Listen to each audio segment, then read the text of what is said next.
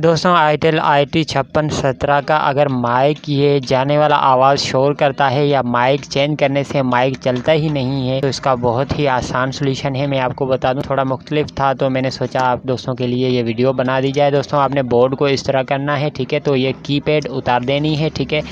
ये कीपैड उतार के और ये जो आपको रजिस्टर नज़र आ रहे हैं, ठीक है, ये माइक के हैं। यहाँ से आपने 2 जंपर उठा के, और माइक की अगर लाइन मिस है फिर भी आपने यहाँ से जंपर उठाना है। और अगर जाने वाला आवाज़ शोर करता है तो इस जगह को आपने थिनर या पेट्रोल से वॉश कर देना है। बिल्कुल 100% गारंटी से ठीक हो जाएगा।